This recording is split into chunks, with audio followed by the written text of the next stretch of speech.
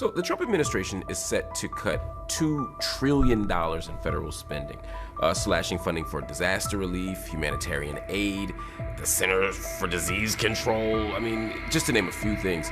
What do you make of this?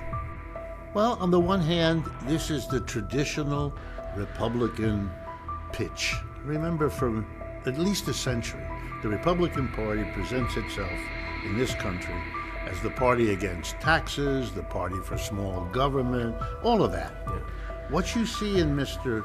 Trump is the same old Republican story, but carried much further. It's a little bit like the Republican Party always allowed the southern white population to leave the Democratic Party and come over. But they didn't pander to white supremacy. Mr. Trump did.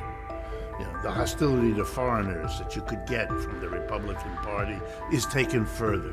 Trump defined himself as different. I'm going to give you more than any Republican ever did, and you've got to let me do more than you might. And so people say that in different ways, but that's the deal. Look, the Democratic Party isn't that different.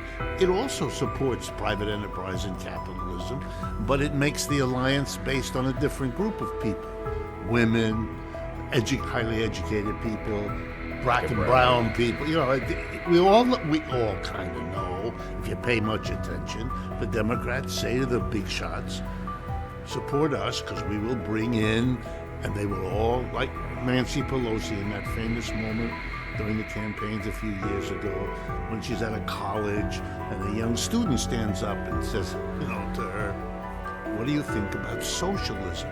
They're obviously affected by Bernie and all of that. And she doesn't. You can see the camera's right on her. So she doesn't know quite what to say. And she's fumbling, which she's pretty well spoken, so this was unusual. And finally it comes out. She looks kind of befuddled and looks right at the young man and says, we're all capitalists now. Wow. And that she's right. That's exactly, we're all of them, those folks, and their job is to build the alliance that gets you the votes. And so you sit. And when you don't do it well enough, then the other one.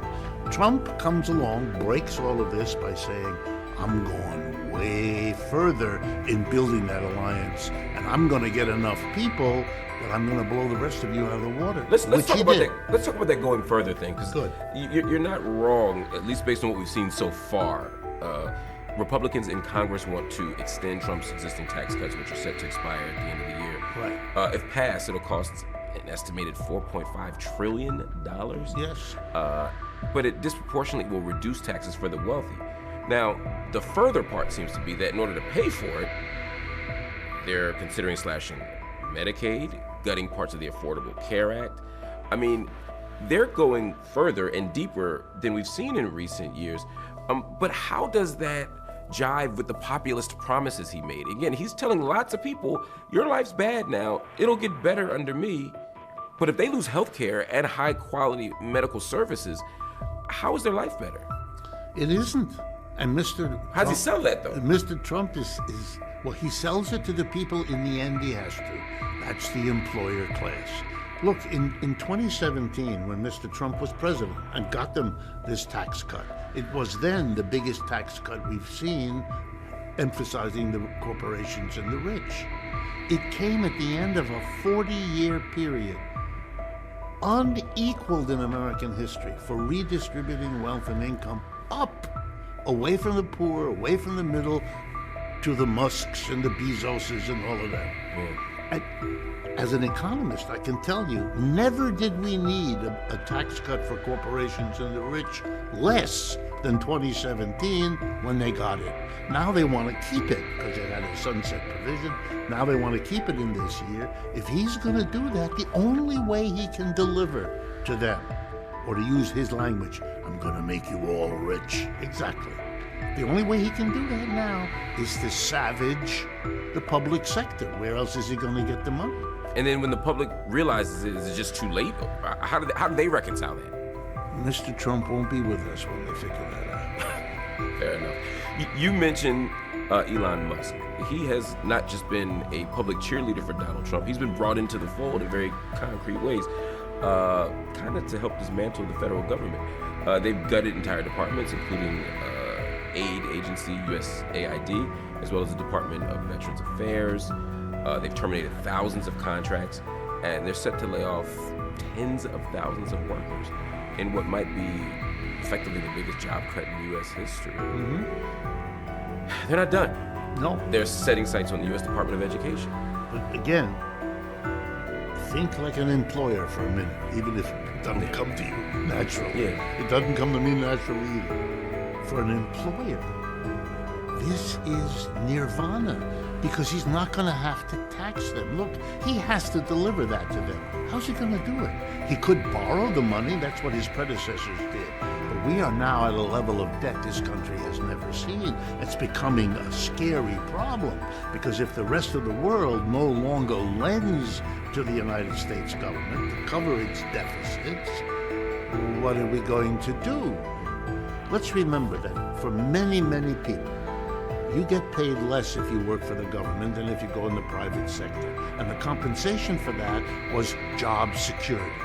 What Mr. Trump and Mr. Musk are doing, more than what the workers are that they fire, is they've taken that security away. Where do you think public employees are going to go if either they've lost their job, which is happening to tens of thousands, or they're scared silly that they might lose their job?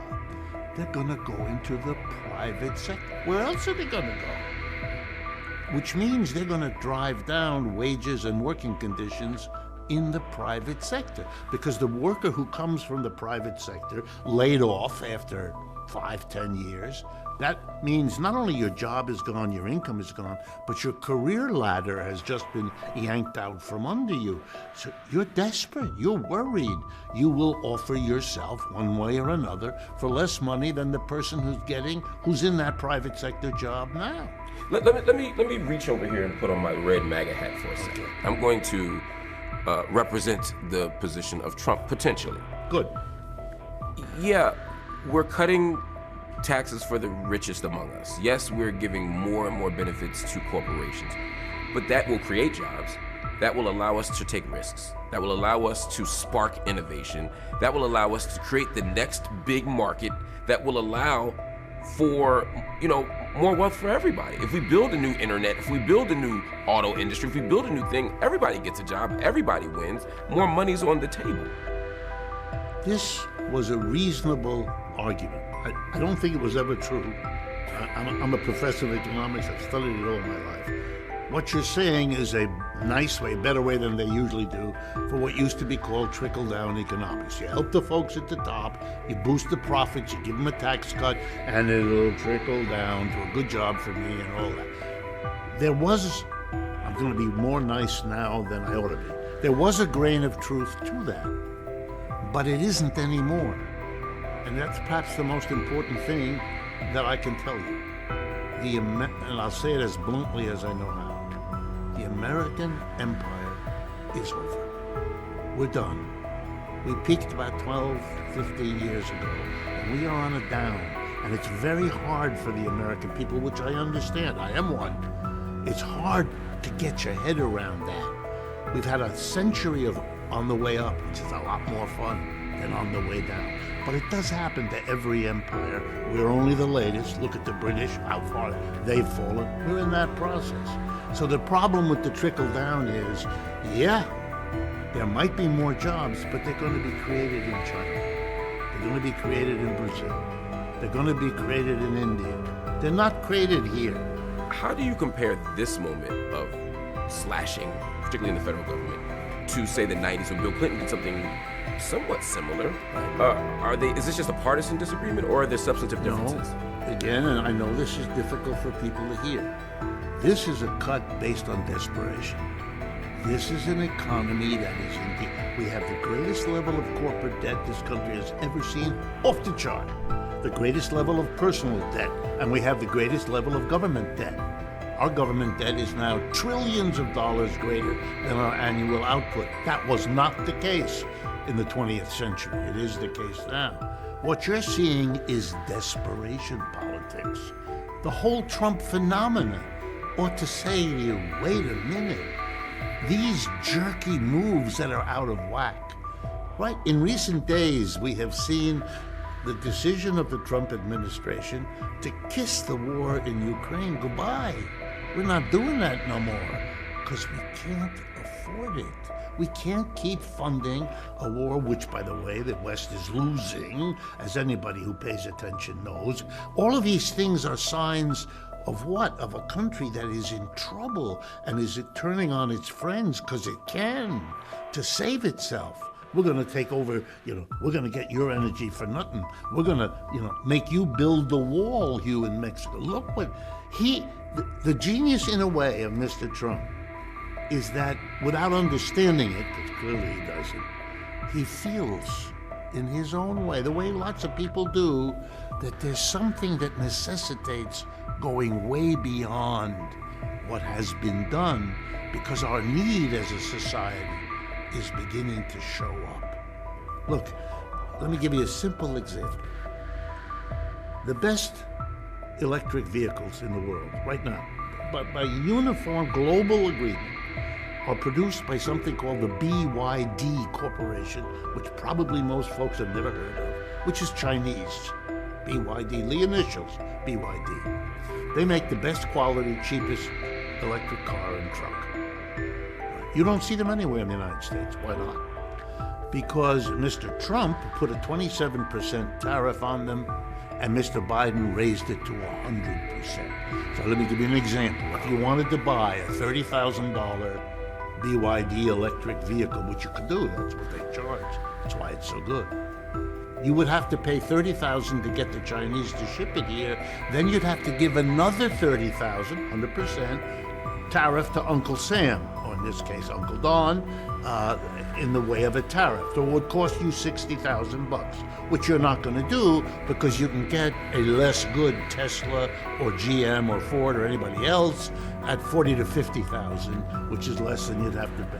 But here's the problem. I was going to say, because right now this sounds like a good plan to a lot of people. Trump has said, I'm going to do this not just to China, although he's going to double existing tariffs to China, obviously. Right. But Mexico, Canada, everybody.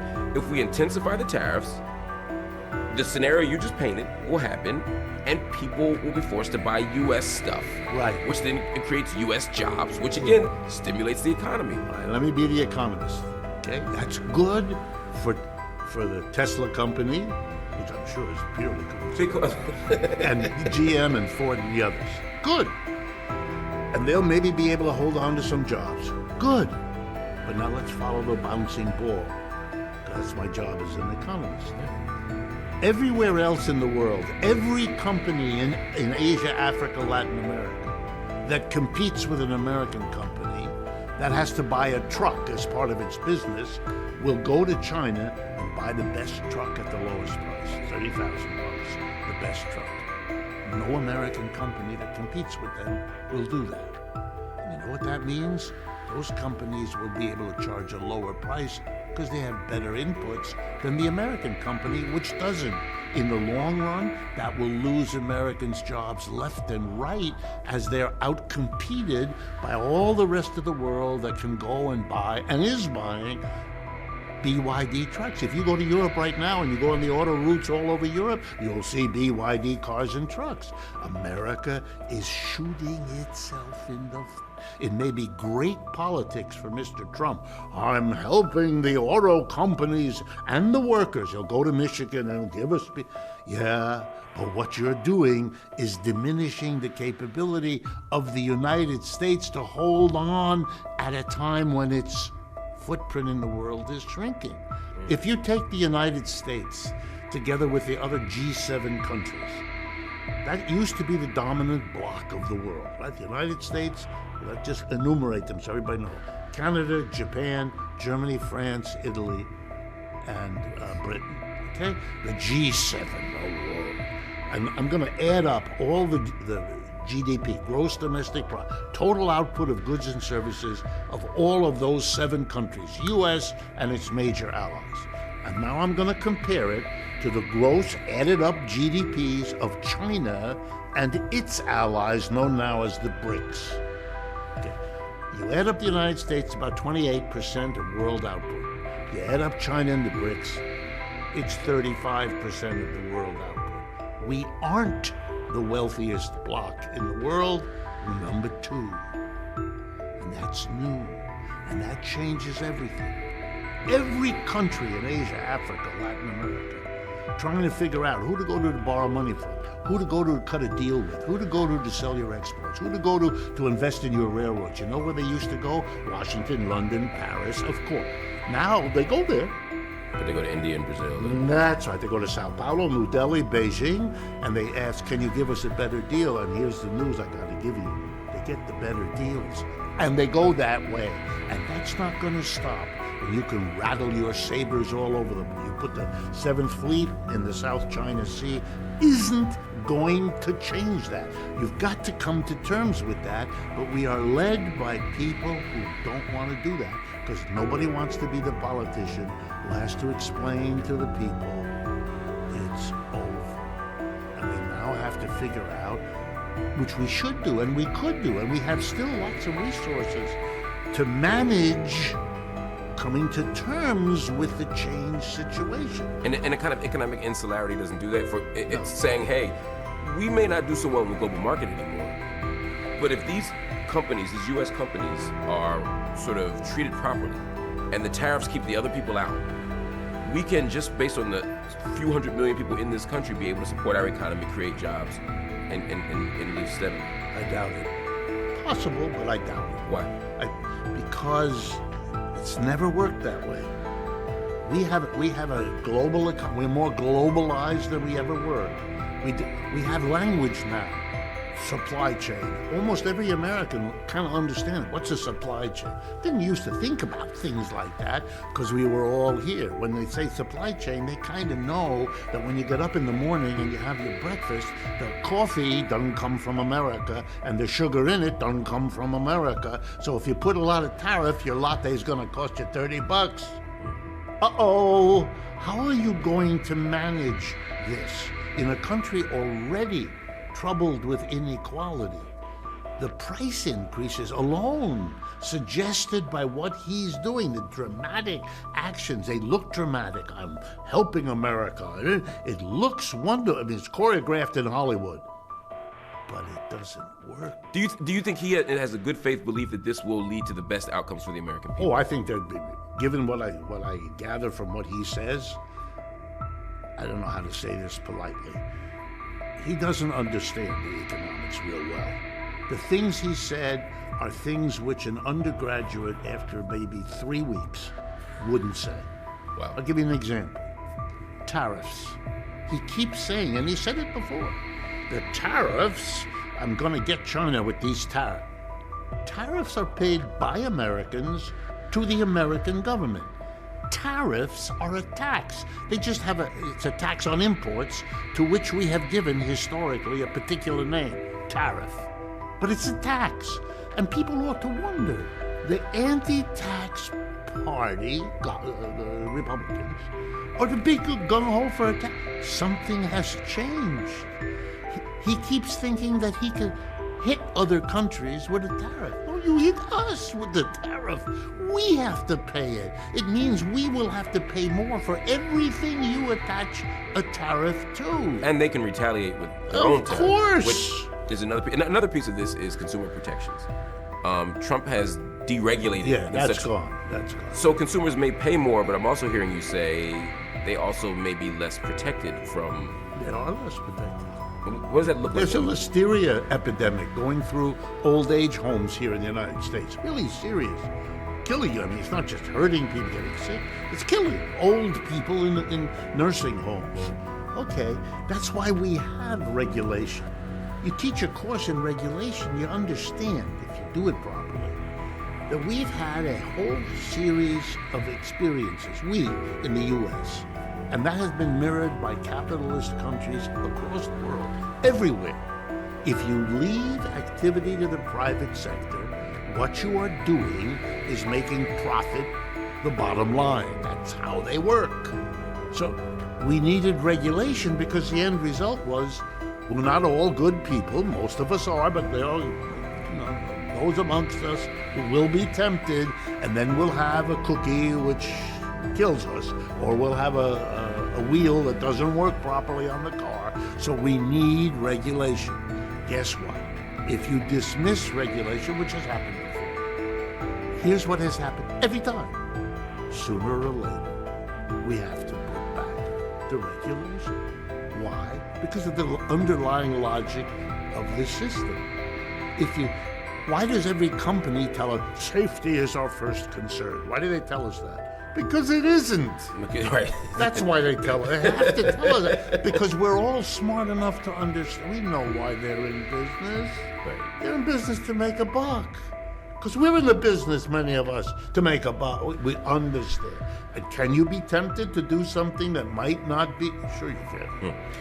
I'd like to turn to foreign policy for a bit.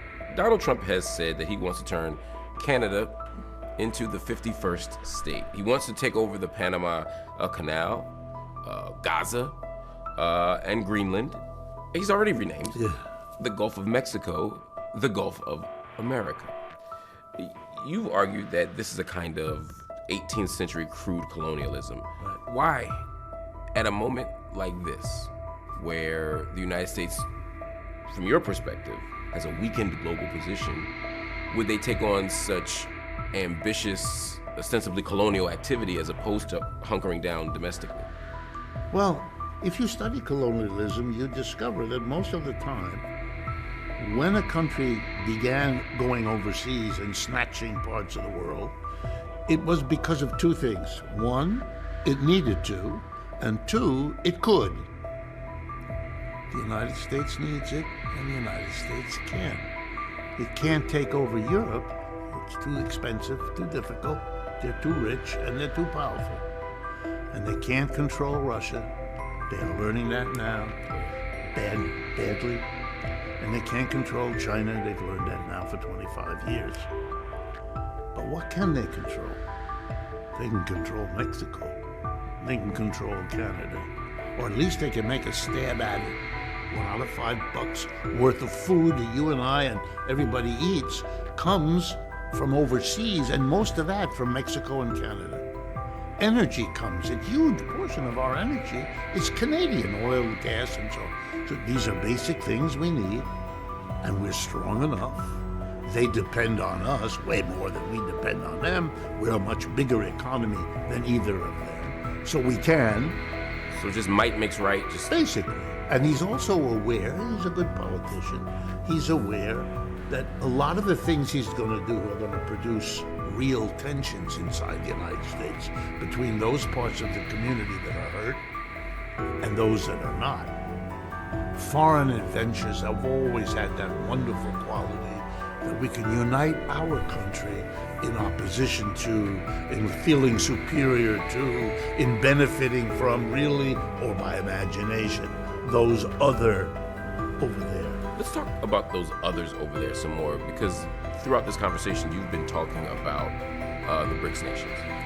How significant, as a military matter, is the BRICS economic alliance, is the emerging power of China? How scared should we be? It's fundamentally very different. Let me explain.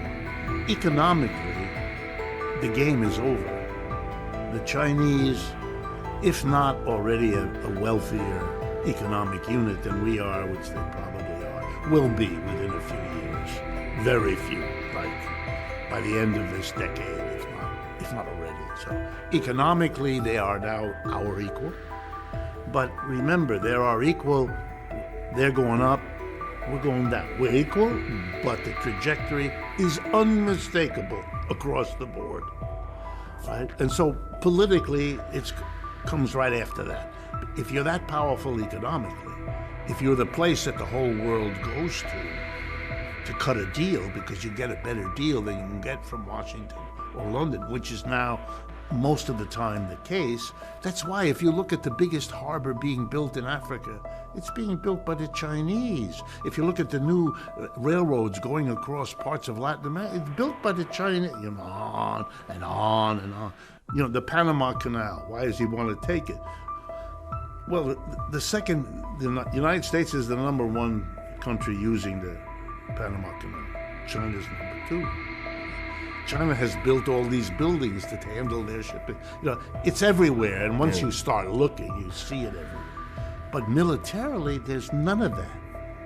Americans have to understand, even if you don't agree with me, try to understand how the rest of the world looks at it. The United States maintains 750 military bases around the world.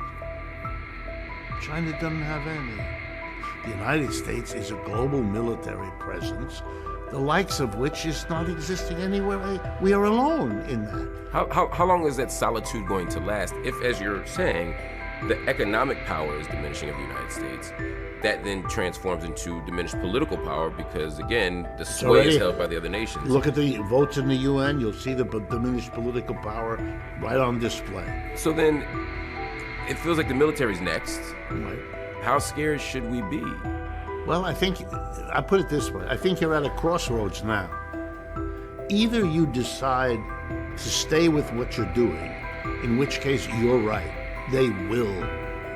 Even if they, in their minds, think it's defensive, who cares? They will develop a military capability because that will be their only safety for them. Forget whether you agree with them or not. That's not the issue. But there's an alternative.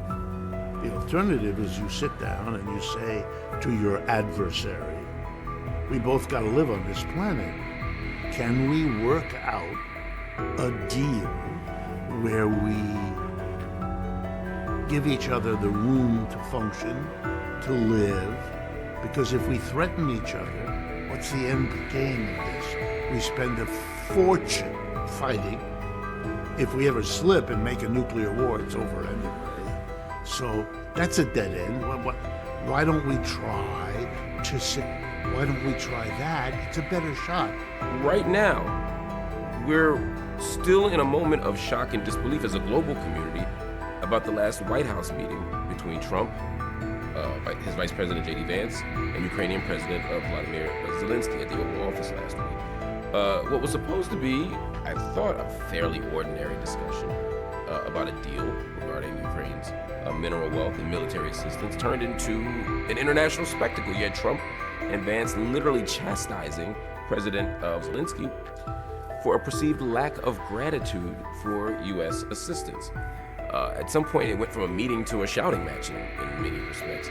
And Zelensky was eventually asked to leave the White House, which is something I personally have never seen before in my short time on this planet. Some people say this is a historical turning point again. How does a moment like that speak to where we are as a nation and also the possibilities of the U.S. being a steward of global leadership moving forward? Yeah, well, the United States is at that point which every empire has had when it's over, when the empire is in decline. It's happened to every other empire. I know we might want to believe that we are the exception, we are the empire that will last forever, but the burden is on the person who believes that, given the historical record. So for me, is this about a declining empire, or is this about bad leadership? No, this is about a declining, it may also be about, it's not either or. But the important thing is not the lousy leader, which we have. The importance is that on the issue of what we just talked about, coming to terms with China, sitting down, how do we live together on this planet? Unfortunately, Mr. Trump is exactly where Mr. Biden was. There is no difference between them. The pivot to China, which, by the way, was initiated in those words by Mr. Obama as president, has been followed by everybody since. In fact, one of the arguments made by the new defense head, is that we have to free up our resources to confront our real problem. You're going to see that coming from the Trump administration now more and more as they disengage from Ukraine, a lost cause. But that's not a situation that would be replicated by Biden or Obama, would you say? I mean, no, Biden wanted to fight the Russians. Right. Trump says, wrong enemy, and you're losing. We don't want to do that. We don't want to send American troops over there because that wouldn't fly at home. That's a dead end. We can't do that. Is Trump right? Absolutely. What's he going to do? Everything the United States has been thrown into that war. Remember at the beginning of the Ukraine war, we weren't going to give him Abrams tanks. We weren't going to give him F-16s. We weren't going to give him HIMARS. We weren't going to give him long-range missiles. Everything that we said, President Biden said, was unturned. We gave them, because they were losing. They needed more and more. He wants still more. He wants nuclear. There's no end for. He's losing his country. About a quarter of it are gone already. The Russians occupy it, and they keep moving westward. It's a losing proposition. It's as if the whole 20th century. When I was growing up, I'm a creature of the 20th century. At least the second half of it. Everything was told to us in terms of the Cold War. Capitalism, democracy, over here. Communism, socialism, over. That was the great struggle. What happened? All gone.